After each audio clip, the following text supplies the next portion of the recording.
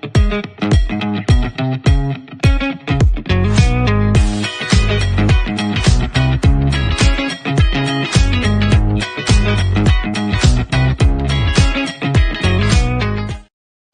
morning, welcome to Easter Monday. Hope you've eaten lots of chocolate, Easter eggs, and having a good bank holiday weekend. Well, it could have been better, couldn't it? Because, of course, as we all know, we got relegated yesterday. So that wasn't what we wanted, but it was totally expected. So I'm doing the show this morning rather than tonight for various reasons, but I want as many views and comments. And as ever, what do you want to talk about?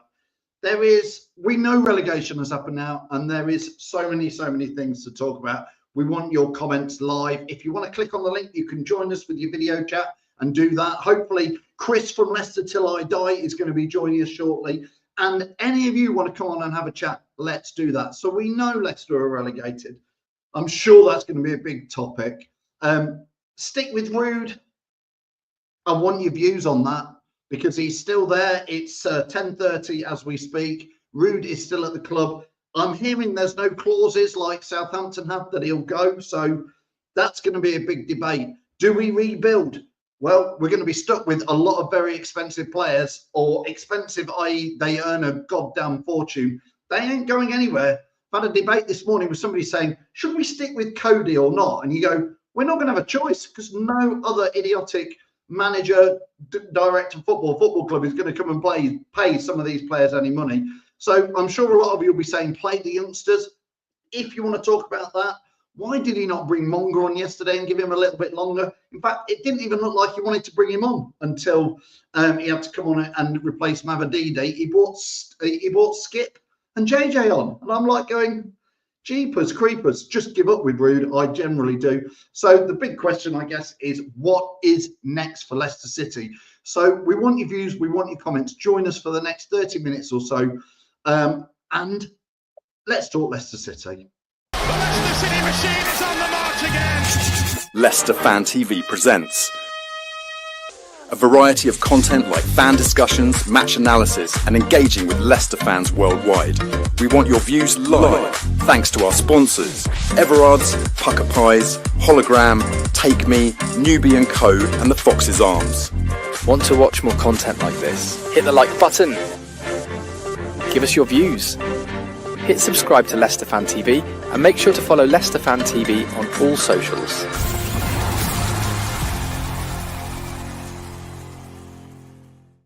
So here we go again. Dust yourselves down. We've talked about the highs. Well, let's start. Listen, I go back to 2008, 2009 with the lows that was going down to League One that season. And then obviously we had the promotion from League One. We've had the promotion from the Championship. We've had unbelievable highs, as we all know. And now we've had 3 years where we're definitely hitting some lows. And the big question probably for everybody is at what point do you start to unpick what's happened with that massive highs we had with the dips that we're now having? So where do you want to go with that? Don't forget you can follow us on all socials at Leicester Fan TV. Good morning. Let's get through some comments before I get Chris in from Leicester Till I Die, and anybody else who wants to click in. Good morning, Matty. Mark says, I hope Rudkin goes so that shit stops running down the hill. I guess most people's views on John Rudkin out there, but you're more than free to put them in there. Obviously, the plane that went over yesterday, I wasn't the biggest fan of that. I agree. I think structure needs to change at the club. And my biggest thing is I need to see a vision.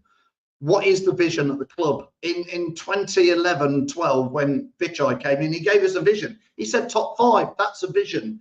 We all laughed, but it was a vision. And actually, not only did we win the Premier League, we finished top 5 twice. We achieved that vision. But we need to re-establish what is the new one. Danny says, your view on the pick of Top laughing. We will get onto that, Danny. I'm sure I want to ask Chris about that from Leicester Till I Die. Reed is clicking in. Tom, I can see, he's clicked in. So I'm going to get lots of people's views in. Again, what do you think about the pick of Harry Winks as well, Danny? There's so much to talk about. It's just bad timing, isn't it? Scooby says, where does the club go now with players, the board, all season? There's no news as ever from upstairs in there. The club still have their head in the sand by reporting we've confirmed our place in the Championship. I saw that, I did see that post. We can confirm we have a place at the Championship. I'm like, strange wording. With no mention of the R word, it tells you everything that is wrong with the club. The councillor, good morning, sir. What a season. One to forget.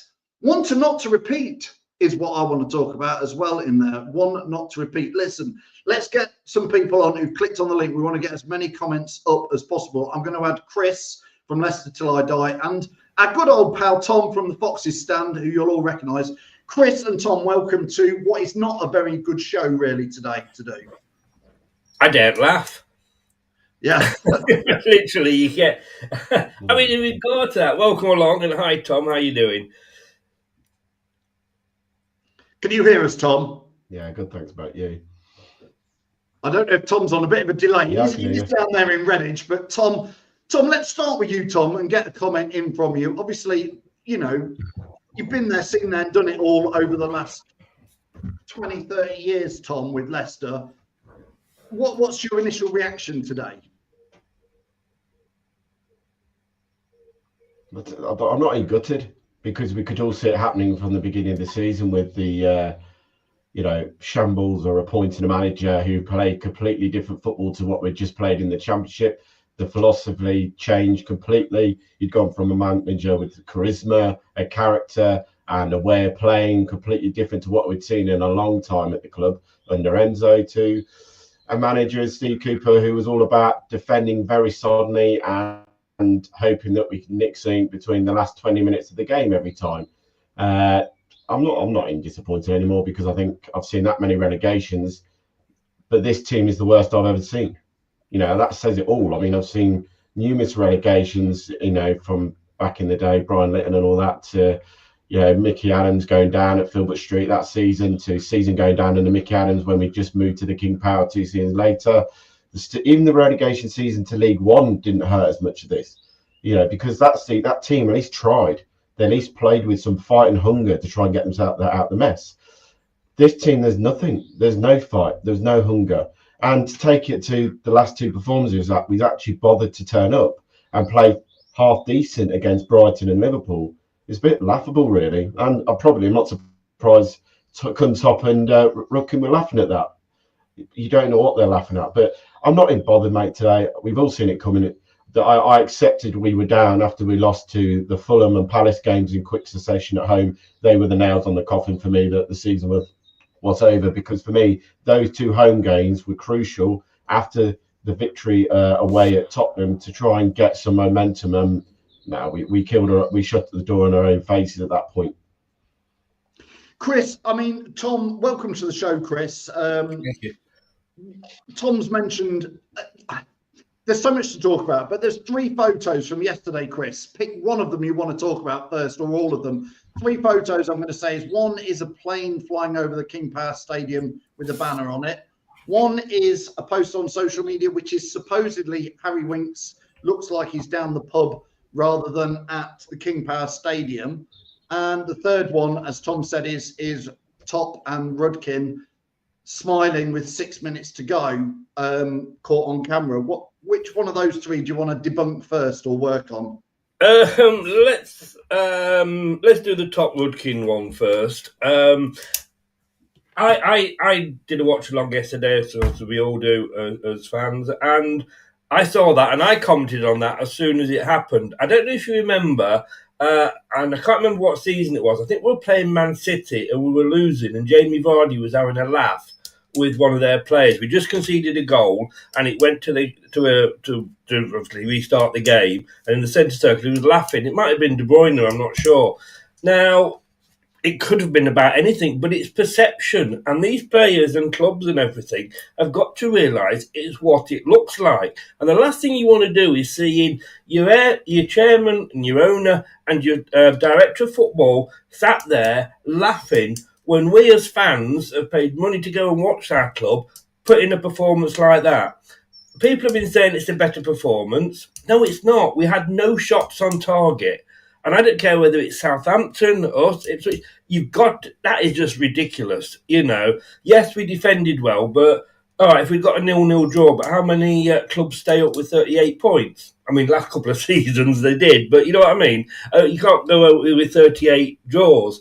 I just think it sums up to me what's all wrong with this club is that they don't have... They're separate. There's nothing between them and the fans. You know, there's nobody thinking like, well, yeah, all right. And I'm sure John Rudkin wasn't telling Top and Knock Knock joke, but it's about thinking how you're perceived. And, you know, the communication that the club and the fans have is just non-existent. Yeah, I mean, Tom, bounce that question back over to you. Obviously, Chris has talked about the Top Rudkin photo. Do you want to pick up on either the plane or your views on Harry Winks sipping a drink in a pub garden?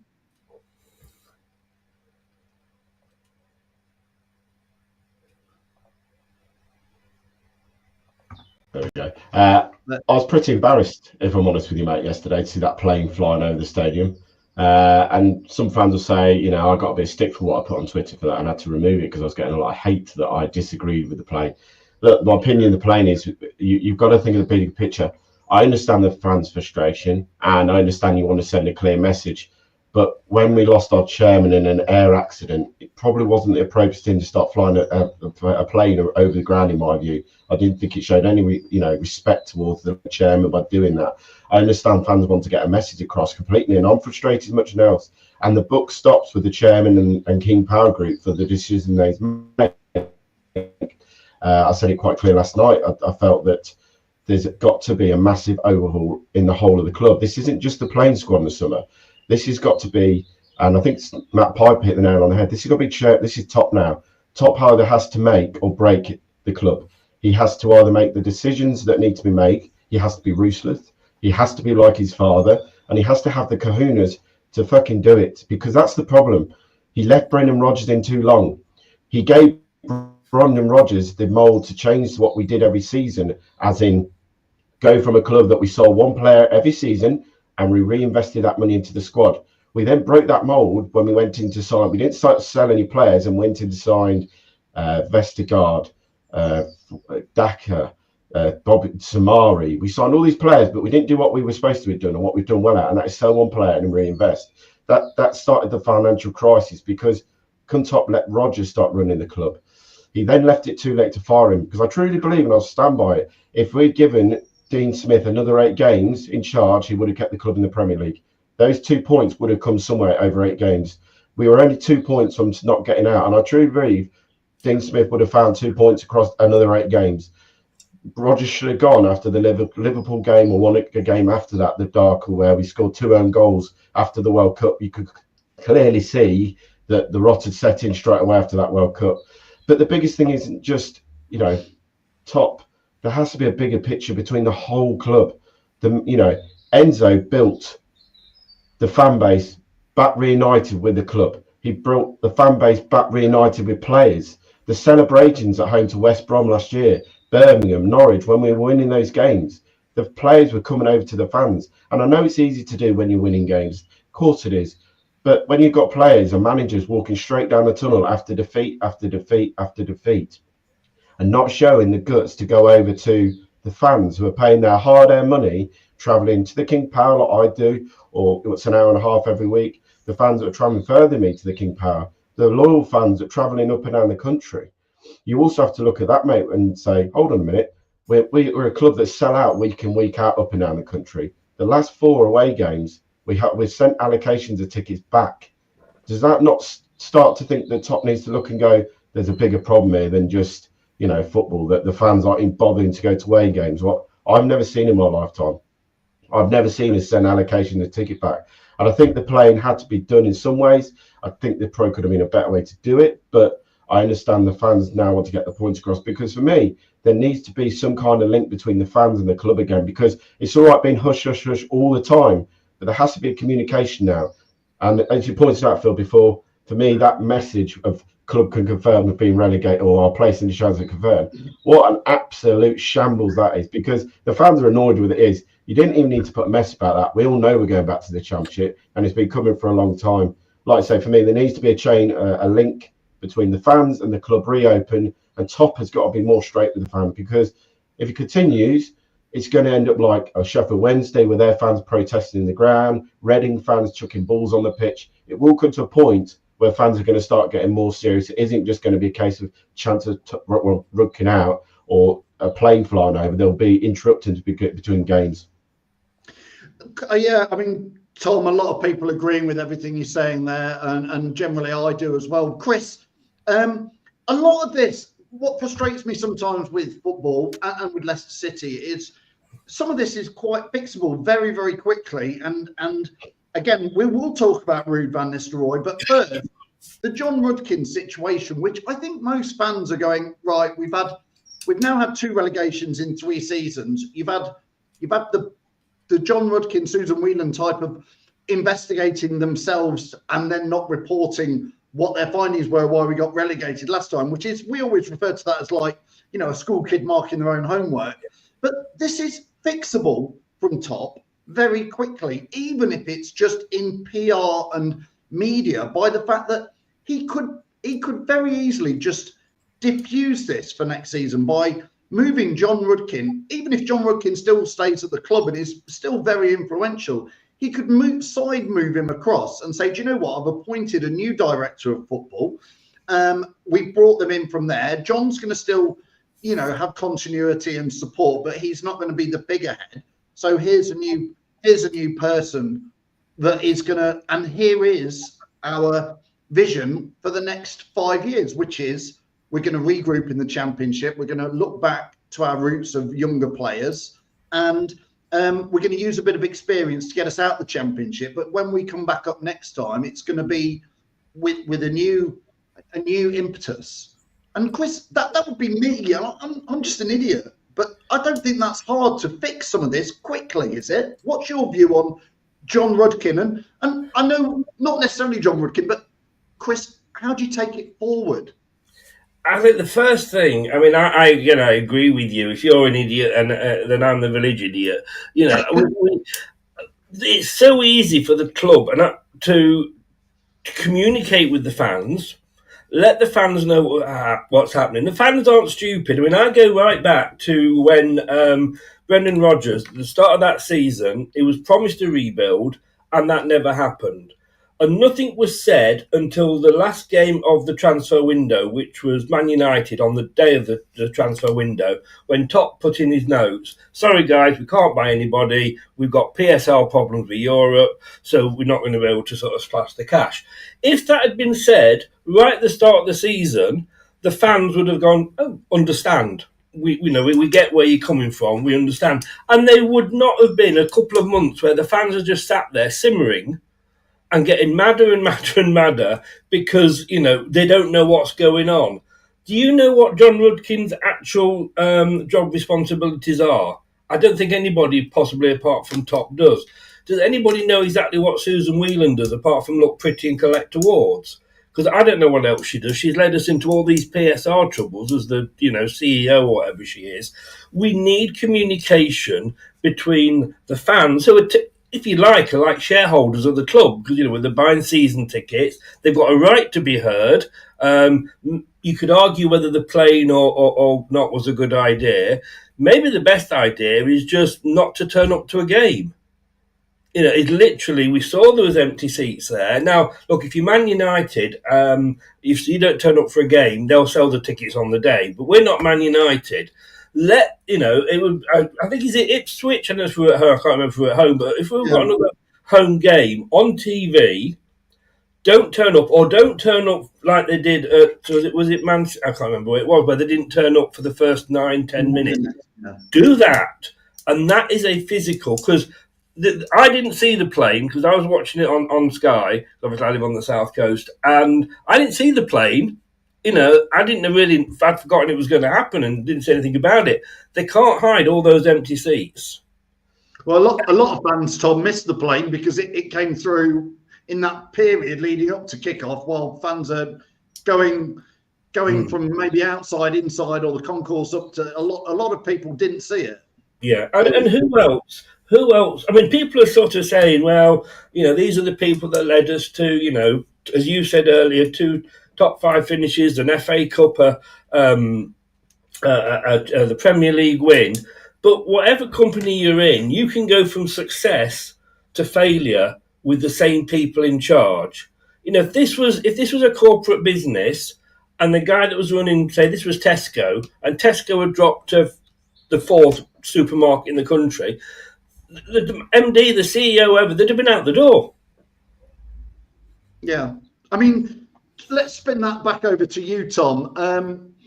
We've talked a lot about people like John Rudkin and that, but like I said to Chris, for me, the club have never talked openly. Even when we won the Premier League, they weren't open. So I kind of see that they're not all of a sudden going to be that open about things. But like I've said to Chris, Tom, I do feel some of this now needs to be addressed.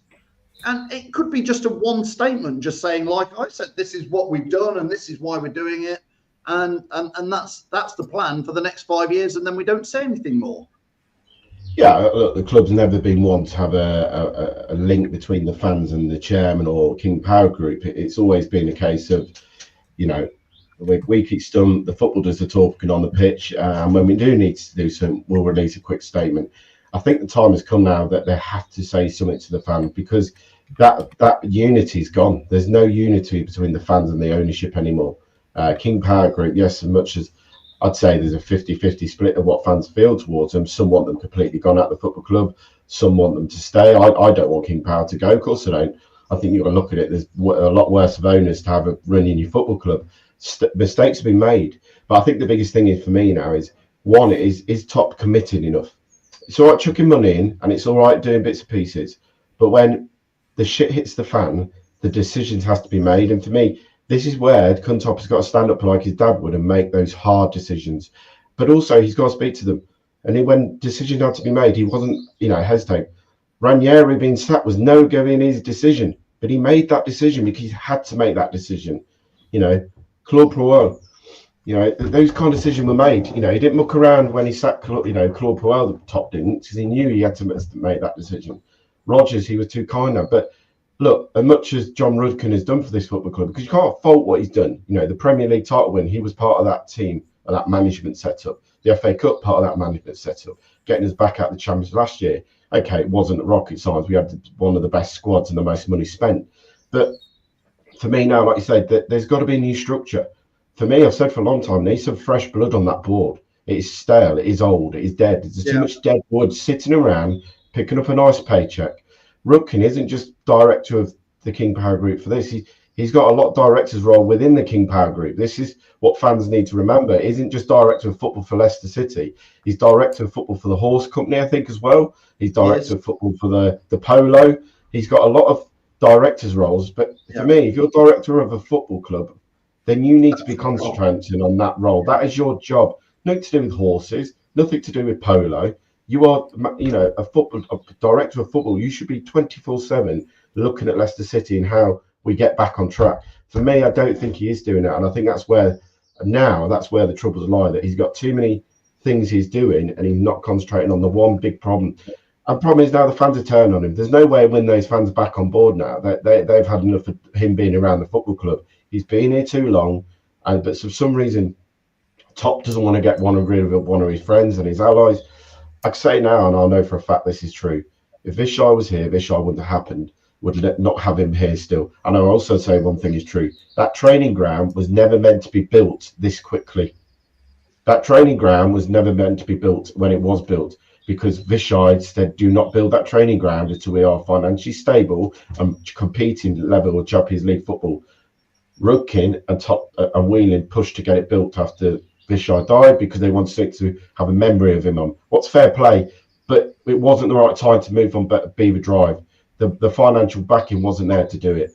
We're now in a situation where we spent £100 million on a training ground, where it's a luxury hotel and golf spa for the players, for a team that are going to be sitting in the Championship for a couple of years, in my view. Tom and Chris, are you both all right to stick around for a little bit longer? Yeah, I can do the 10-15 minutes. All right, I'm going to let Mr. Reid in, and we are going to welcome Jamie Reid to the debate.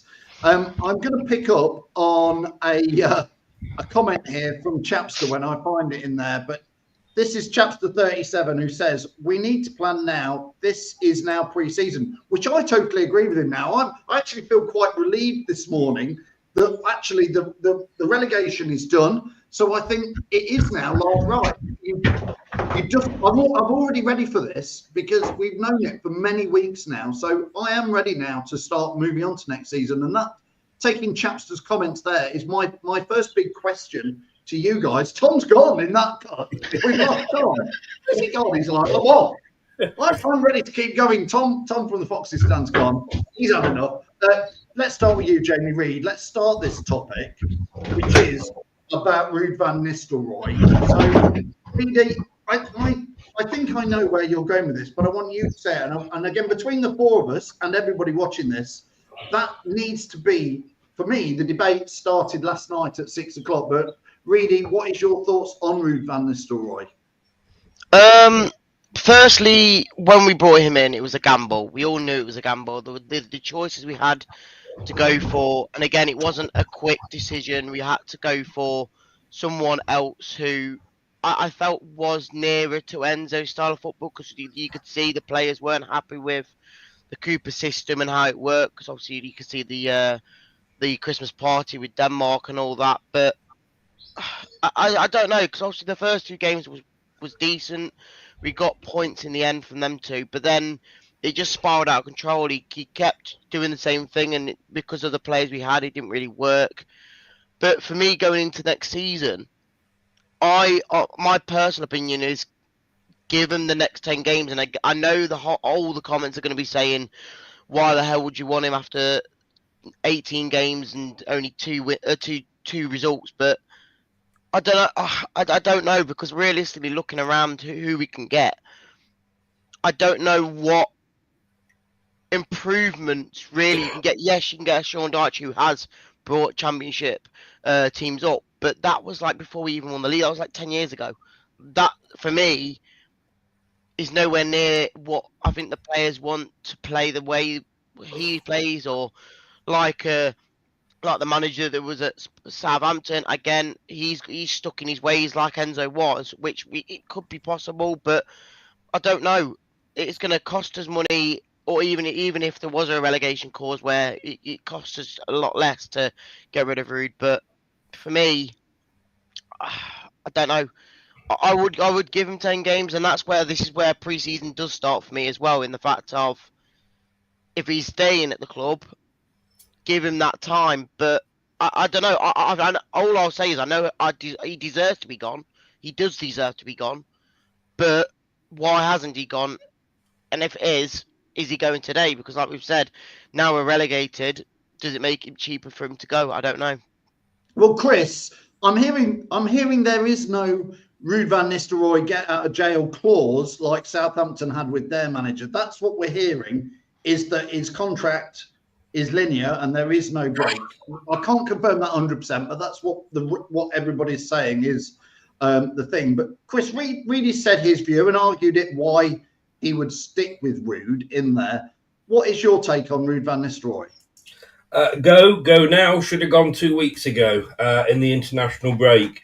Not saying we would have stayed up, but what you get if you replace him now, and I understand the argument for sticking with him, but if we replace him now, and surely to God there is somebody at the club that's been looking at replacements. They can't. We know that how badly they club. Chris, you would like to think so, mate.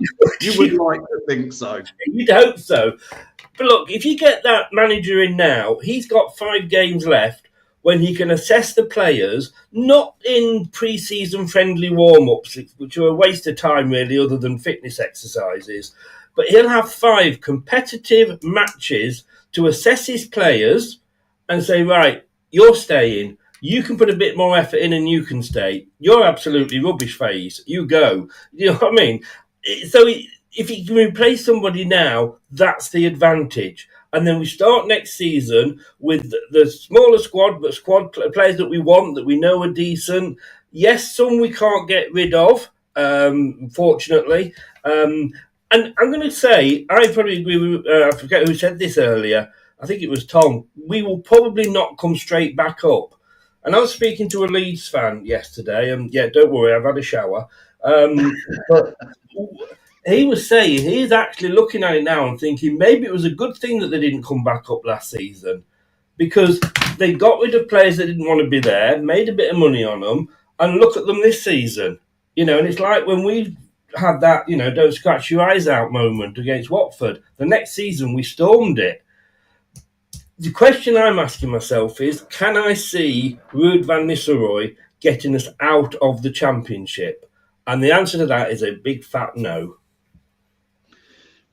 That's interesting. And again, it's great. This is what we want to hear. Is Reedy's got his view. He's saying stick with him and give him 10 games at least. Chris is like, he should have gone. Tom, again, just talk us through Ruud, because obviously me and Tom quite openly disagreed on the Cooper manager stint. Both of us, I think, agreed that Ruud van Nistelrooy was an exciting appointment potentially, but clearly has not worked out. But do you stick with him, Tom, or do you let him go? What's your take now, knowing where we are now and looking forward?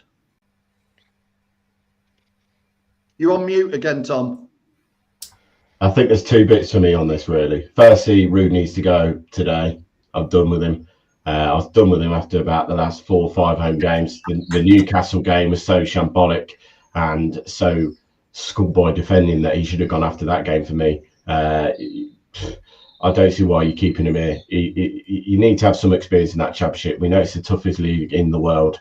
And for me, give Vardy and King the job till the end of the season. Try and get some confidence back in the boys. You know what they're going to do. They'll go back to basics and go back to the way they know we can play with the players that we've got.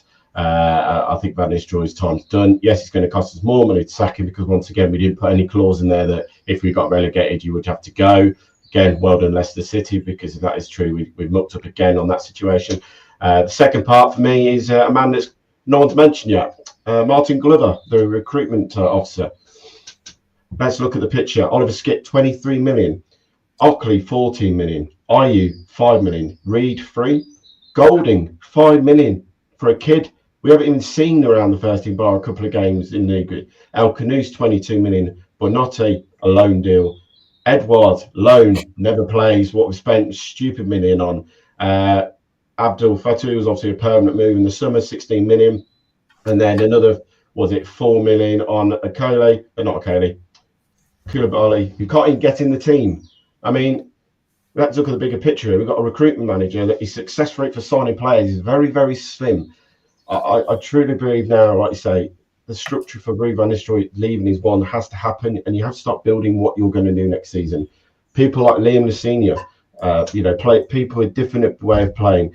I also think that for me, football is broken, in my view. Football's broken completely across the board, from League 2 to the Premiership, because apparently we all have to play the same way.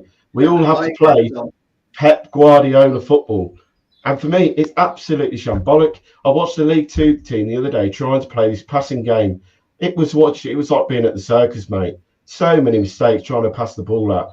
What is wrong with playing players in their natural positions, doing their natural jobs? What's wrong with playing a 4-4-2 and having wingers that attack their man instead of getting to the byline and going, I need to pass this back and we need to do another 30 passes? Because for me, we haven't got the players to do that anymore, and we haven't got a manager who believes in that philosophy. Last year, I believed in what Enzo was doing. I believed in Enzo Ball, what he was trying to do, because you could see the players brought into that philosophy. Soon Enzo left the club, that completely went out the window, in my view. And I feel that we need to either go back to your basic football for these lads, and players playing in their natural positions, doing their natural jobs. And what is wrong with one winger getting to the byline and whipping a ball into 2 strikers? I don't get why we all have to pass it around 50 times when we haven't got the players to do that job now. Yeah, I'll come back to Reedy in a second and ask some of those questions. Robbie says, Pep football is starting to get boring. It certainly is. And again, I admitted it last year. I was bored watching Enzo ball. I really found it dull, boring, just not entertained. I am not entertained at all. Rob Lambert says, absolutely bang on, Tom in there. Tony says, really must still have a pair of virtual reality specs on. Dalbster says 4-4-2 is unfortunately outdated. Hardly see it anymore. Somebody will reinvent it and it will come back, and somebody will go a bit Wimbledon from the 80s and 90s, if you remember that. I could argue to you, Forest do it a bit. I could argue to you, we did it to win the Premier League in 2016. Football, as Brian Clough says, it's not rocket science. Get the ball into the box as many times as possible and score as many goals. Have as many shots as you can. You're more likely to score. And I think that was Dave Bassett as well at Wimbledon's philosophy. Reedy, I'm not going to have a go at you on this, but when you're saying about keep Ruud van Nistelrooy, my question to you, Reedy, is knowing that Harry Winks is going to be part of the squad next season, he wasn't there yesterday. We've seen photos. Whether the photo was of yesterday, Harry Winks having that drink, whether that was yesterday, but it was posted at the time when the game's about to kick off, wasn't it? Really? I honestly haven't seen it, if I'm totally honest. Okay, fair enough. It was though, wasn't it? Tom's nodding. The post went out about just before kickoff, and so Winks therefore is saying, I'm not at the game. I don't believe Vestergaard was at the game either yesterday. Well, Reedy's done full Arsene Wenger. I see nothing. Yes. they didn't see it. There's reasons to all these situations, and I think we've got to a point now where I've said it this season as well, that a lot of fans throughout this season has kind of spiraled out because of the in the moment situations, like bringing Ruud in and then losing 16 on the bounce, which I know is awful, and people have kind of spiraled out saying he's the worst manager ever, doing this, doing that. I have seen spells this season with Ruud that I can see what he's trying to do, but as well the players aren't good enough to do it, which that's why, like you said, Phil, why do it when you've not got the team to do it? And I don't know, like this situation with Winks, I kind of agree with Ruud in the fact of you're getting paid however much amount of money to play football, and for you to get told to stay at the training ground one day a week to do whatever it is, if it's a night before the game so you're there ready to go, do it. But the difference is the players don't have the respect for Ruud, which again, that's probably another reason why I've said he deserves to go, because he, like Cooper, he had no respect for the fans. Didn't respect him. The players obviously didn't respect him from what happened after the Chelsea game. So that's why Cooper had to go. And I'm guessing that's what a lot of reasons why Ruud needs to go as well. It's not just about the football results, but just the whole situation. I'm just saying more the fact of I don't know who to bring in if Ruud does go, because for me it has to be the right appointment. Top wants now this football, tactical style of football, because he went to Enzo. For me, Cooper was an anomaly because he just wanted to make sure we tried to stay up this season. Didn't work out, and it obviously didn't work out for a lot of fans and players as well. And then I think we kind of went back to the Ruud sort of way as well with the Enzo style, because we got given a kind of a dream with Enzo in the fact of that's how we want the progression of Leicester City to be. But in the end, it's put us straight back down because right now the players ain't good enough to do it. I mean, Chris, I hear what Reedy's saying. And again, I'm not Enzo's biggest fan at all. I found it dull and boring. And I think many managers could have managed Leicester to get promoted last season. I thank him for what he did, because he did get us promoted in the end. But that swings me almost not to agree with Reedy, God help me. But I think the squad, Leicester City squad, we may all sit and moan about it. Is Cody good enough? Is Vestergaard good? It doesn't matter. Because apart from Ward, Iverson and Vardy, everybody else is in contract. And as far as I'm concerned, very, very few players will get sold, because no other club is stupid enough to come and offer Vestergaard or Cody or Ndidi more than they've been put on at Leicester. So most of them will stay, Chris. So I think a bit like last year, I think we'll have a squad that really should be challenging for the top 2, the top 4, because it's full of people who are paid top Premier League wages. So I think Ruud could probably do all right with that squad. As could lots of other managers, Chris. But that doesn't mean he should be there. Ruud couldn't do well with an under-15 girls team. I mean, another manager could come in and do it. The problem with Ruud is, I'm going back to what Reedy was saying, is that when you come in, okay, you have a style of play that you want to do, whether that's 4-4-2, 5-3-2, whatever it is that you want to play, that's the style. But when you come in mid-season, you look at the players you've got and say, can they play that particular style of football that I want to? And if that answer is no, and you haven't got any players coming in the transfer window, then you play to the best abilities of the players you have got. Unfortunately, Ruud van Nistelrooy is so up his own that he went, how many games did he stick with the same players, with the same formation, and we were just losing and losing and losing and losing and losing. And any other decent manager would have looked at that and gone, yeah, this isn't working, earlier than he did. I said, right, this player plays better in this position, this player plays better in that. Square pegs, square holes. That's what it should be. Might not be what you want to play as a manager, but when it's obviously not working what you want to do, go and play to the best abilities of the players you've got. When we look at those players, and some of those you were naming, they're not particularly bad players. Winks was all right in the Championship. Vestergaard was very good in the Championship. Let's be honest with you, surprised us all. But Enzo got them playing to their best. And look, if Ruud was going to do... Look, Ruud's done had more experience. Sorry, Ruud had more experience than Enzo when he came to manage the club, and yet he made a worse job of it. Yes, you could say that Enzo, anybody could have got that team up, but Enzo did. And the players that he was left with, or the players that sort of Ruud took over, wasn't necessarily his choice. So you look at Justin and go, yeah, it's not working at right back, is it? But he's played 90% of his career at left back. So we'll bring a right back in, but then we won't play that right back. We'll carry on playing the left back at right back, even though it's not worked out for however many games. That is the mentality, and that is not the mentality of the manager I want running our club. Yeah, no, I agree. Tom, I'm going to ask you this question. I'm going to throw a bit of a spanner question to Tom next. A lot of people have mentioned this, and I guess the big topic partly is if Leicester have any influence on what do we do with Jamie Vardy next, Tom. He's obviously, we all, I think, would agree he's the GOAT. He is the greatest ever Leicester City player in the club's history in 140 whatever years it is now. Jamie Vardy is the best ever player, won everything, and is amazing. But I guess part of my question to throw at Tom is, has Vardy over the years been part of the issues with getting managers sacked? Ranieri maybe comes to mind, as well as Puel and Cooper. How influential is Vardy, and what do you do? I think we've just lost Tom, actually, so I'm going to add this back to Chris to start with, and then over to Reedy. What do you do with Jamie Vardy, Chris?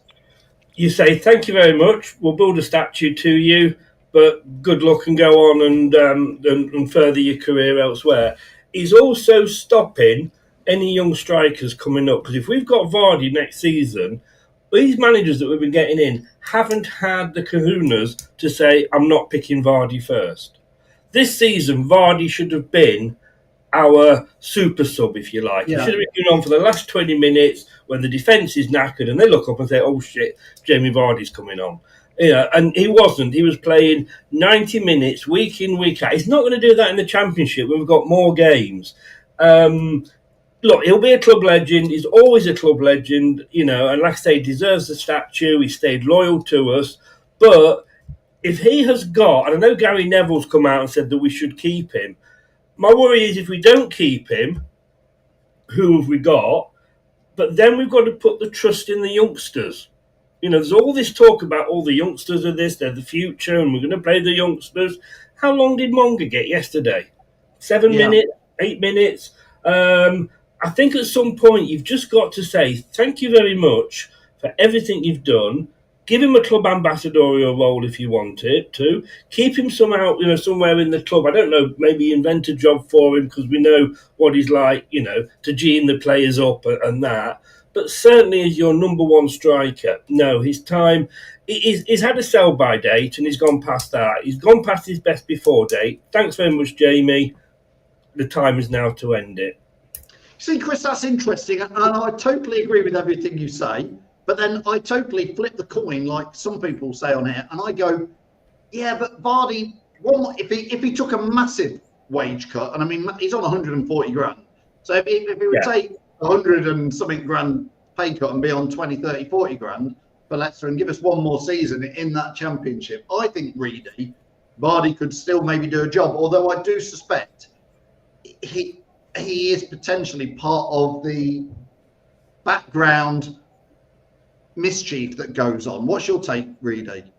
I've always said in the last couple of weeks that depending on which league we're in this next season, which is more than likely going to be Championship and is now Championship, I'd said if we were in the Championship, I'd give him that one last contract. If we're in the Premier League, I would have let him go. I think the difference is in the Championship is you need that prolific striker, which you can rely on. I've gone to lose trust in Vardy this season in the Premier League. But from last season and what he did last season, I think he can still do it in that league. And for me, if you get rid of that, and like you said, Phil, the team we've got, the team we will have, hopefully, in the Championship, for me, will be good enough to at least get playoffs, in my opinion. So, but the issue is with that team, if you don't have Vardy in that central spot, you've got Stefan Mavididi and Fatu if they both don't go. Who is that central man to lead you forward into that Championship season? For me, the only player you can trust in the Championship is Vardy. And as much as I know, like both of you saying, he needs to go because of all the issues that's happened maybe in the last couple of years, I think if you want to get back to the Premier League straight away, and I know it's going to be an issue, and it might not happen, but the biggest chance you've got is keeping Vardy for that last year and then letting him go on a high back in the Premier League. Go on, Chris. I was going to say, so if we keep him for another season, Reedy, and we go up, whether it's automatically or via promotion, do we then say, look, let's let him go out on a high? We're in the Premier League. We'll give him one, and one more season. No, I'd say you get promoted to the Premier League and then that's your high. But getting your club back to the Premier League where it belongs, and then you can now leave. I'm just saying that if you let him go now, and as much as I do believe his time's run out, but in a Championship season where you need players who can score, for me, you've not got anyone other than Vardy to do that in that central striker role. Yes, you can get goals left, right, and centre from Stefan Mavididi, who he did last season. Fatu, who got a handful of goals last season. You've got obviously Dewsbury Hall last season who got the goals, but I don't know how many goals assists Vardy got last season. I think it was at least 20 combined. Yeah, so for me, that's the issue you need to keep in next season. Otherwise, you might be getting a goal drought in the attacking role. We've got Chris saying time for Vardy to go. Really saying stick with him. I can see both sides of the coin. I'm adding Tom back in. Tom, we've just been debating while we lost you there for a few moments about Jamie Vardy. Now we are in the Championship. Do you try and up a greatly reduced wage potentially? Do you try and squeeze one more season out of Vardy, or do you just go, no, that's it. We let him go, or do you think actually he could probably do a job? Or Chris' argument is he's now holding players back, and we've got to move on. I think you've got to look at it financially. Look, he'd have to, if he's going to stay, he's got to take a big pay cut. Can he do the job of the Championship? Yes, I think his record last season proved that. 18 goals, I think it was last year, 24 goal and assist of the whole season.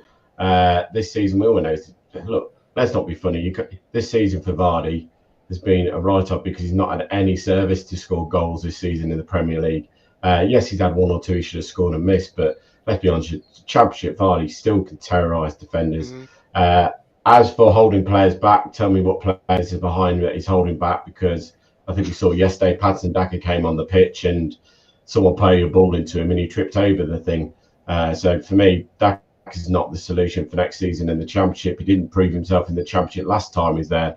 Let's not forget the miss against Leeds United at 1-0 up when he should have scored to make it 2-0 and he put it wide of the post. I'd give Vardy one more year, but his contract has to be massively reduced. We're not going to be paying him the 120 grand he's on. It'd have to come down to where most Premier League players are at the 60 grand mark, probably the maximum you're going to be willing to give him. But we've got to be going to find someone to take over from Vardy. We should have been finding someone 4 years ago for taking over from Vardy, and we haven't. And that's the biggest thing. You've got to go and find someone proven in the Championship. If it was me and we can get the money together to go and get him, I'd go and sign Josh Sargent from Norwich. I think you're looking at a player there who knows that division, who's got a lot of experience in that division, scoring goals most weeks for them. And also has got the potential to move up into the Premiership. But again, a lot of people are going to be sniffing around him in the summer. Chris? If we do get in the Championship, whoever we bring in, it doesn't going to make any difference if Ruud is still in charge and we're not even getting the ball to him. I mean, that's the problem, is that whoever we have, whether it's Daka, when it was Cannon, Iheanacho, and other players, if we're not getting the ball to them, and sometimes Vardy's come off the pitch after a game and had maybe 7 touches, we've got to get the ball to them. So it's not just the striker, it's getting the ball to the striker that is a major problem. Yeah, indeed. Let's get a few comments in before we sum everything up. Rob says Vardy will leave to go to a Premier League club. Maybe somebody will have him on the bench. I think people have also put about Saudi Arabia and obviously America. I could see him going to those, or even Sheffield Wednesday maybe for a bit of a swan song. You never know in there. Hermansen, is he better than Sanchez? Don't think Chelsea will take the risk on Hermansen. It was perhaps a bigger debate maybe 2 or 3 months ago. I thought Hermansen did well yesterday at times, but also could have done better with some of the stuff in there. I'm going to get everybody, I'm going to have Tom back in again now. I just want to get everybody to give us, so I'll start with Reedy. We were relegated yesterday, we all know it. There's so many things to talk about that we just have to finish up somewhere.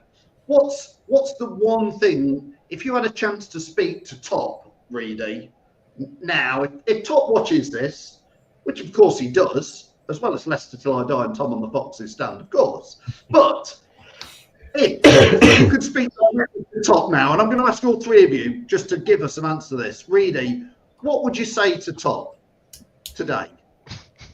I really don't know, to be honest, because there's been so many issues this season that have collated together to be one big disastrous season. It's not just Ruud, it's not just Cooper, it's not just Rudkin himself. I think a lot of it now is down to just getting it back to basics and resetting it, because we've had this, like Chris said, we had Rodgers saying that we need a reset, didn't happen. We needed money in December when Ruud came in, and he even mentioned it in his post-match yesterday, that he said that it was necessary to get people in, but we couldn't do it. So we need a reset. We need to get rid of players who are on high wages or are not playing enough. For me, we did that last season in a way of we got rid of a lot of the players who were either on the fringe of the team, who weren't getting in. I don't know, because it's like people in the comments will say you get rid of Vestergaard, but like Chris said, he was one of the best defenders in the league last year in the Championship. He for me, he's a bang certain starter in next year's season. So, and he's not like he's going to go a 2-year contract. So I don't know what I could say, because I don't think it's solely on Rudkin. So I don't think you just move him to make everyone happy, because I think that's just a bit of a, like you said, I don't know. Just saying, oh yeah, he's moved there now, so we've got a new director of football. It's not going to solve anything really. It's just a fix so people can shut up about mentioning him all. So I don't know what to kind of mention to him, but just a reset, just get players back on board with getting a promotion again. I know we had that and now we're back down, and even Jake last night said about you need some vision, or you need some idea of where you want to go. We've had that the last 10 years. We've fallen, and now it's about rebuilding and trying to hopefully get back up there. And we've seen a lot of the teams that get promoted to the Championship, it's very hard to stay up, and now we are that sort of team now, which it's going to be hard to stay up no matter what, and that's just the situation we're in right now. That's fair enough. So that's Reedy's take on it. So Chris, if Top was watching Leicester Till I Die, and you had a direct channel, a one-on-one, you had one viewer and it was Top, what would you say to him? today. I'd go along with it. I said, look, we need the reset, but please stop listening to the people that you've been listening to for the last 3 or 4 seasons. Maybe get a meeting set up with a fans group, and I know there's different fan groups out there. I did a show recently with the Foxes Trust, and I came off thinking, what do they do? You know, no disrespect to them, but they meet now and again, and maybe get the guys, you know, like yourself, Tom, you know, myself, people that run these channels, have a meeting. Don't make any promises, but just listen to what we are saying as fans. Because, yes, you can see what's being said on social media, but that's not always, it can get misstrued. You know, you get people making comments that they wouldn't say to your face. But just get a group of fans together. And they do this very well at Burnley. Burnley have done it. They have monthly meetings. I'm not saying go all the way onto that, but have a meeting and listen to what the fans are saying. Because if without the fans, believe it or not, this wouldn't exist. You know, I know football doesn't care about the fans anymore, but listen to us. Give us answers. You know, if we sit there and go, right, what does John Rudkin do? Tell us. Don't, you know, make up some nice answer that you want us to hear. Be honest with us. Be open with us. Have a no-holds-barred meeting, and then go away. You'll decide. You're still the owner, so you'll decide what you want to do, but at least you'll know from the horse's mouth what we feel like. As I listen to people that you haven't listened to before with different opinions, listen to the same people all the time, you're just going to be told the same thing. A bit like Elvis Presley, if you like. You know, are these people telling him what he wants to hear rather than what he should be hearing? I mean, that's interesting. Tom, I'm going to ask it you next, but it's interesting, like you say, Chris, if Top was just to watch this 1 hour of football content from us, he would see a variety of opinions from the 4 of us. We don't all agree, but we all agree to disagree and listen to each other. And also, we put hundreds of comments on screen with people's opinions. If Top was watching this, or anybody at Leicester City, me, Chris, Tom, Reedy, whoever, come in, sit down, have a little, hear it.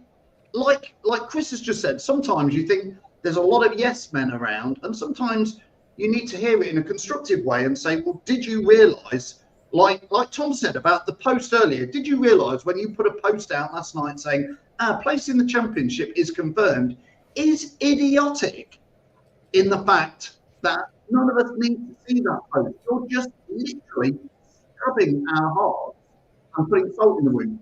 When we're losing week in, week out, and you're showing us clips of Monga and Jake Evans scoring goals in the under-18s league, you're just teasing us. And it feels like that. Tom, here is the question again to you. You've got, let's say, a minute or so to talk with Tom. A minute, what do you want to say to it? If only Tom would put his mic on, then Tom would... He doesn't want to say anything. Tom, the first thing, put your mic on, come on. Someone's already put in the comments my first question. I've got a question for him, and I've got a solution for him. The question with Top: are you still seriously committed to this football club, and have you got the cojones to make those hard decisions when they come? And my advice would to him is the one man who knows his football club inside out, wouldn't take any shit, and would know what to be doing, and that's Nigel Pearson. Said it for a long time. We're missing a trick there. Nigel Pearson, per day as a manager, is probably gone. But for me, telling Top to bring Nigel back into the football club as a director of football or football or operations manager to help guide us through this situation, what he did 10 years ago when he got us out of the Championship after we got ourselves in a mess and got relegated to League One and all that, would be the wisest move that Top did, because he would sort of start building that rapport with the fans again, because you'd have someone there that the fans respect in Nigel Pearson, you know, and that he's going to want what's best for his football club. So the question would be, are you still intent of supporting? Do you want to be here, and have you got the balls to make those decisions? And my advice to him would bring back Nigel Pearson into the club as an operations manager or something along that lines to guide and support the people above him who are made a lot of mistakes, and hopefully not be yes men to Top and say to Top when things aren't going right that I don't agree with these decisions, mate. You're getting it wrong here. Yeah, I agree, Tom. A lot of sense there. Listen, my thing would be to Top today would be my thing for Tom would be quite straightforward, which is like you're running a massive business, which is very different to any other business. There's people like us who care and like are literally upset over it. It affects our lives. But the biggest thing is just to take a moment, but do it now. Don't keep brushing under the carpet. Just create a vision. It's a mission statement. What is the mission statement? Normally that, and he'll know all about this, it's a sentence that sums up what he wants Leicester City to be in the next 5 years. And then build everything around that meets that. It's very simple. What's the new vision? Don't you think that's what happened when we first brought Enzo in the fact of how we wanted it to progress? Because I did feel that when Enzo did come in, and then if he didn't leave for Chelsea, and I know it was all if buts and maybes because he did leave and whatnot, I would have felt there would have been a continuous progression. Statement, Reedy, with that, or there was no, here's the vision. Oh, no, yeah. They need to be open with the fans more. I could argue just as much their vision was when they brought Steve Cooper in, that they were going to do gritty, basic, go back to basic football. So I don't think they did that with Enzo. They might have thought it, but they didn't communicate it. Yeah, there needs to be more. They need to have more communication with the fans. I think that's the one thing that all of us will say that they need to do more. They need to go out. It's like with that statement when we got relegated last time. They were saying about, we're going to do an internal review. You're basically doing your own homework, mate. You're looking at your own body. So we all remember from the 90s. It wasn't even a hashtag then. But Foxes never quit. We understand that. We understand what that means, that it's going to be tough, but we never quit. Then it turned into hashtag fearless Foxes. Don't be frightened, just go for it. But and then it sort of evolved into other bits since then. But what is it now, Reedy? Do you even know what the current hashtag fearless Foxes is? I don't know. No, is it tablet or? There's no fearless. We're top Foxes without any teeth. Yeah, you get the idea. Listen. Thanks everybody for joining us. There's been so many comments. Chris, just remind everybody where they can watch your content in your channel. Yeah, it's LTID TV or Leicester Till I Die TV. Type either in, it should bring it up. Give us a follow, give us a subscribe, and thanks, Phil, for having me on. It's been great, Chris. Want to get you on more, please. And same over to you, Tom. Obviously, Tom, we all know, but just tell us everywhere. On the Foxes stand, YouTube, X. Doing my thing, match day reviews and stuff like that. Not great things we talk about at the moment, but hopefully exciting times to come once again. But hey, it's Leicester City. It's a roller coaster of always, and we'll still follow them. We'll still follow them up and down the country for our madness. But hey, come and give us a follow. I've seen a few people already have subscribed over the last hour. Been on here. What's great and appreciated. Thank you. No worries. Well, listen, guys. Thanks for joining us. Reedy, of course, you and me, Leicester Till.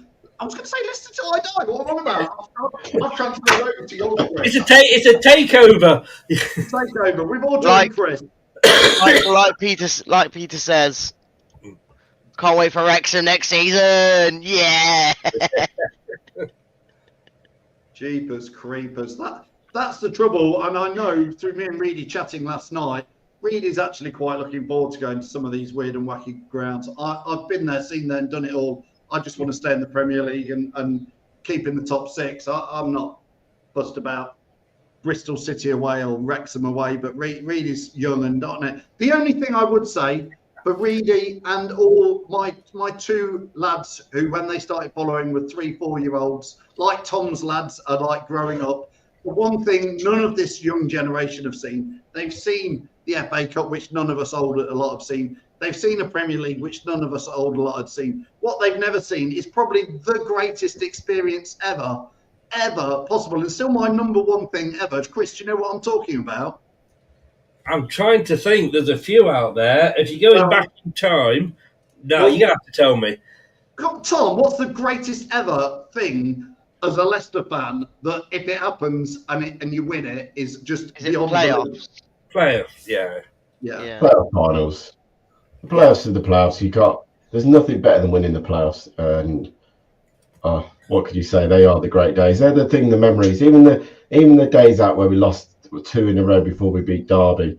There were still great days. There's still things you remember. There's the only way to get out of the Championship is by the playoffs. It's great winning it. Let's not deny that. You've done it just to be back in the Premier League. But the playoffs. You're laughing at, really. Just No, never just, just about because I would much rather win it than be shitting yourself in the playoffs. I know, but you just that day out Never there ask at Wembley. Leeds Oh, look, Yeah, just look never at ask a look at Leeds the fan FA what it's Cup like to win the playoffs, though. or a Coventry fan. Right? They didn't win in the playoffs either. Yeah, listen, guys, it is the best feeling ever to win a playoff final. It's also the worst feeling ever. That 90 minutes just is beyond anything. I mean, winning the FA Cup was amazing, but in the end, it was a cup. When you do the playoffs, it's just the next level because you've got 12 months to even get close to getting back to it. So listen, Tom from the Foxes stand, Chris from Leicester Till I Die, Reedy from Leicester Fan TV, got it right that time. Thanks everybody for joining us. We'll see you all very, very soon. Thanks a lot. Cheers, boys. Thank you. And thanks to all those guys for joining us. Thanks so much. Claridge, Shinner, all time. One up. It's up there. What a moment that was, LCFC Grey. Steve Walsh bagging those two. But I also remember Swindon as well and Blackburn as well. So it's an exciting time when you win the playoffs. Not so good when you lose it. Listen, thanks everybody. The season's not over. We're relegated. But for me, we have to look back and work out what's gone wrong. Does Ruud stick around? For me, not. I don't know what you guys all think, but thanks for Chris and Tom and Reedy for joining us. We'll see you very, very soon. The Leicester City machine is on the march again. Leicester Fan TV presents a variety of content like fan discussions, match analysis, and engaging with Leicester fans worldwide. We want your views live, thanks to our sponsors, Everard's, Pucker Pies, Hologram, Take Me, Newbie & Co, and the Fox's Arms. Want to watch more content like this? Hit the like button. Give us your views. Hit subscribe to Leicester Fan TV and make sure to follow Leicester Fan TV on all socials.